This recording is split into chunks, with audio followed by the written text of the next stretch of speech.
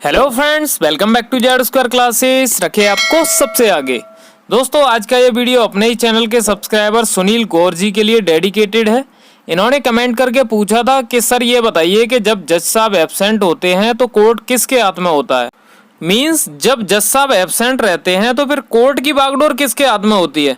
तो दोस्तों, आज के इस वीडियो में हम इसी टॉपिक पर डिटेल में डिस्कस करेंगे और जानेंगे कि डिफरेंट सिचुएशन में अलग अलग तरीके से कोर्ट की बागडोर किसके हाथ में होती है। ठीक है, तो दोस्तों इस वीडियो को अभी से लाइक कर दीजिए और अगर आप हमारे चैनल पर नए हैं तो सब्सक्राइब करके बेल आइकन जरूर प्रेस करें इसी तरह के यूजफुल वीडियोस की अपडेट सबसे पहले पाने के लिए। तो चलिए दोस्तों, देर न करते हुए शुरू करते हैं आज का वीडियो।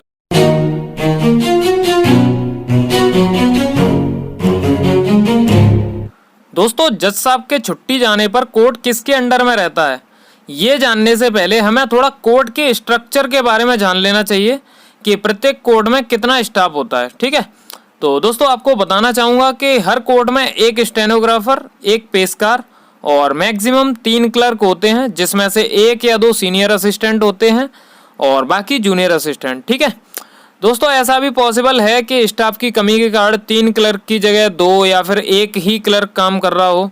और इस पर्टिकुलर कंडीशन में ऐसा भी हो सकता है कि किसी कोर्ट में कोई भी सीनियर असिस्टेंट ना हो और सिर्फ एक ही जूनियर असिस्टेंट हो। तो इस कंडीशन में दोस्तों जूनियर असिस्टेंट को काफ़ी प्रॉब्लम्स फेस करनी पड़ती हैं, क्योंकि जूनियर असिस्टेंट के पास इतना एक्सपीरियंस नहीं होता है कि वो अकेला ऑफिस को हैंडल कर सके। ठीक है, तो दोस्तों हमने बात कर ली कि हर एक कोर्ट में एक स्टेनोग्राफर, एक पेशकार, 1, 2 या फिर 3 क्लर्क होते हैं और 2 4th क्लास एम्प्लॉय होंगे, जिसमें से एक कार्यालय चपरासी होता है और एक कर्दली होता है। ठीक है दोस्तों, प्रत्येक न्यायालय का संचालन 3 जगह से होता है। सबसे पहली जगह है न्यायालय कक्ष, जहां पर बैठ करके जज साहब किसी केस पर फैसला सुनाते हैं। इसी न्यायालय कक्ष में पेशकार अपना कार्य निष्पादित करते हैं और प्रतिदिन जज साहब के आने से पहले सारी पत्रावलियों को चेक करके कि कहीं किसी पत्रावली में कुछ कमी तो नहीं है, और यदि सारी पत्रावलियां सही हों तो उनमें हर एक पत्रावली के बारे में अच्छे से जानकारी जुटाना, जिससे कि जज साहब के आने पर सभी पत्रावलियों की करंट स्थिति जज साहब को बताई जा सके। ठीक है, जिससे कि जज साहब अपना कार्य बिना किसी रुकावट के सुचारू रूप से कर सकें। तो दोस्तों सबसे पहला स्थान तो न्यायालय कक्ष हो गया। अब दूसरा है स्टेनोग्राफर का कक्ष, जहाँ से वो सभी ऑर्डर जजमेंट स्टेनोग्राफर द्वारा टाइप किए जाते हैं जिनमें दिशा निर्देश जज साहब द्वारा प्राप्त हुआ हो। ठीक है, अब इसका मतलब क्या है कि जज साहब प्रतिदिन जो भी ऑर्डर जजमेंट करते हैं, ये सभी ऑर्डर जजमेंट स्टेनोग्राफर द्वारा टाइप किए जाते हैं और ये स्टेनोग्राफर कक्ष में बैठ करके अपना कार्य निष्पादित करते हैं। ठीक है, तो दोस्तों स्टेनोग्राफर का कक्ष हो गया दूसरा स्थान। अब बढ़ते हैं तीसरे स्थान की ओर। दोस्तों तीसरा और सबसे महत्वपूर्ण स्थान है न्यायालय का कार्यालय, यानी कोर्ट की ऑफिस, जहां पर क्लर्क यानी जूनियर असिस्टेंट या फिर सीनियर असिस्टेंट बैठ करके अपना कार्य निष्पादित करते हैं। ठीक है दोस्तों, न्यायालय का सबसे महत्वपूर्ण हिस्सा ऑफिस होता है, क्योंकि न्यायालय में लंबित सभी पत्रावलियां यानी जितनी भी टोटल पेंडिंग फाइल्स हैं वो सारी की सारी फाइलें ऑफिस में ही रखी रहती हैं और इन फाइल्स में जो भी कंप्लाइंस होनी होती है वो ऑफिस से ही होती है, यानी जूनियर असिस्टेंट या सीनियर असिस्टेंट को ही इससे संबंधित कंप्लाइंस करनी पड़ती है।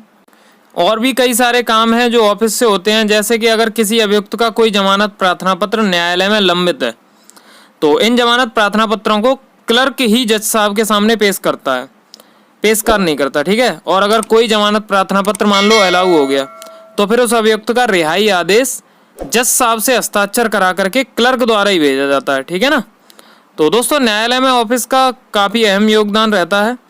दोस्तों हमने कोर्ट का पूरा स्ट्रक्चर बहुत अच्छे से समझ लिया है। अब आगे बढ़ते हैं और जानते हैं कि अगर जज साहब एब्सेंट हों तो कोर्ट की बागडोर किसके हाथ में होती है और किन किन सिचुएशन में कौन मुखिया होता है कोर्ट का। ठीक है दोस्तों, आप लोगों को बताना चाहूँगा कि हर एक कोर्ट के लिए एक रूल होता है कि अगर किसी पर्टिकुलर कोर्ट के अगर जज साहब एब्सेंट हुए तो इस कंडीशन में क्या होता है कि उनकी एब्सेंस में किन्हीं दूसरे जज साहब को उस कोर्ट का इंचार्ज बना दिया जाता है, और जब जब जज साहब एब्सेंट रहते हैं तब तब इंचार्ज जज साहब को ही उस कोर्ट का कार्य देखना होता है। ठीक है, ये इंचार्ज जज साहब उस दिन कोर्ट के लगभग 50% कार्यों को निष्पादित करते हैं।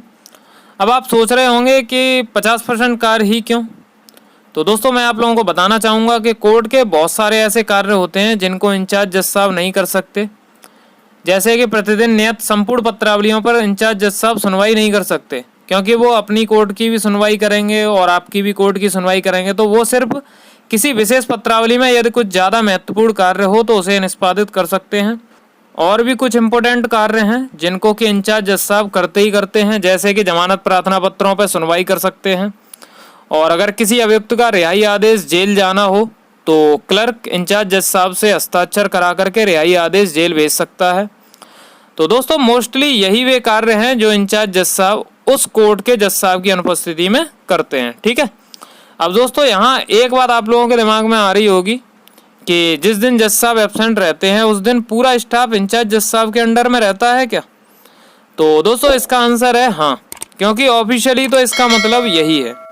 लेकिन दोस्तों इंचार्ज जज साहब को अपने कोर्ट का भी कार्य निष्पादित करना होता है, जिस कारण उनके पास इतना समय नहीं रहता है कि वे आप पर अपना प्रभाव छोड़ सकें। बस यही रहता है कि उस दिन के जो भी महत्वपूर्ण कार्य हों वो आप इंचार्ज जज साहब से करा सकते हैं। दोस्तों जज साहब की एब्सेंट में उस दिन जितने भी इम्पोर्टेंट काम होंगे वो इंचार्ज जज साहब से कराने पड़ते हैं, और वो कराने का दायित्व तो सिर्फ और सिर्फ ऑफिस क्लर्क का रहता है, ना कि पेशकार का और ना ही स्टेनोग्राफर का। ठीक है। इसका मतलब आप लोग समझ पाए होंगे कि मान लो अगर किसी दिन जज साहब एब्सेंट रहे और उस दिन मान लो कोई जमानत प्रार्थना पत्र है या फिर रिहाई आदेश है वो अगर भिजवाना है तो इंचार्ज जज साहब के पास कौन लेके जाएगा? ऑफिस क्लर्क, ना कि पेशकार और ना ही स्टेनोग्राफर। तो इस मामले में ऑफिस क्लर्क के पास कई सारी रिस्पॉन्सिबिलिटी रहती हैं अगर जज साहब उपस्थित नहीं रहते हैं तो। दोस्तों ये तो हो गई ऑफिस क्लर्क के बारे में बात। अब बात कर लेते हैं कि अगर जज साहब एब्सेंट हों तो उस दिन पेशकार का क्या कार्य होता है।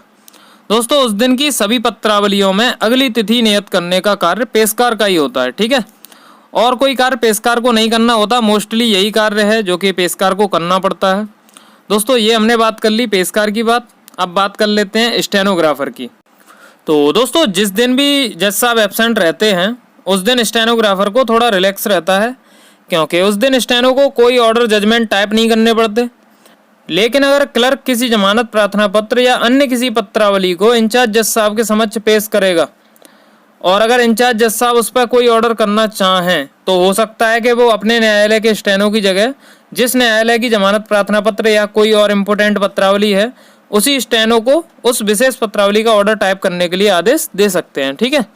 तो दोस्तों कुल मिला के बात यह है कि अगर किसी न्यायालय के जज साहब अनुपस्थित हैं यानी एब्सेंट हैं तो ऑफिशियली तो उस न्यायालय की संपूर्ण बागडोर इंचार्ज जज साहब के हाथ में होती है, लेकिन इंचार्ज जज साहब को अपने न्यायालय का भी कार्य देखना होता है, जिस कारण से वो आपका सिर्फ इम्पोर्टेंट कार्य ही कर पाते हैं, सारे कार्य नहीं कर पाते, जिस वजह से वो अपना प्रभाव आपके ऊपर नहीं छोड़ पाते हैं। दोस्तों हमें यहाँ से एक चीज़ पता चली कि कोर्ट में हर एक पोस्ट, चाहे वो फिर स्टेनोग्राफर हो, पेशकार हो या फिर ऑफिस क्लर्क, सबके ही ऊपर रिस्पॉन्सिबिलिटी होती है और हर एक पोस्ट की अलग इम्पोर्टेंस है।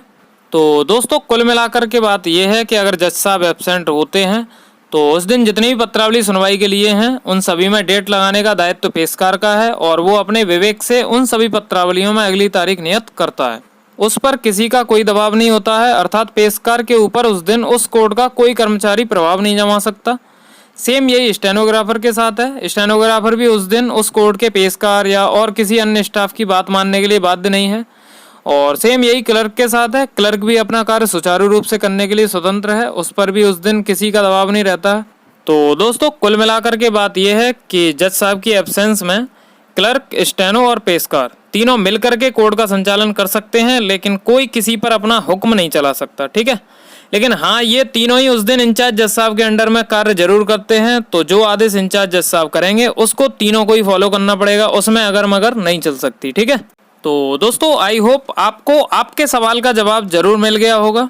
दोस्तों अगर वीडियो पसंद आया है तो लाइक करें, शेयर करें और अगर आपने अभी तक हमारा चैनल सब्सक्राइब नहीं किया है तो सब्सक्राइब करके बेल आइकन जरूर प्रेस करें, इसी तरह के यूजफुल वीडियोस की अपडेट सबसे पहले पाने के लिए। तो चलिए दोस्तों मिलते हैं अगले वीडियो में, तब तक के लिए bye bye, take care, love you all.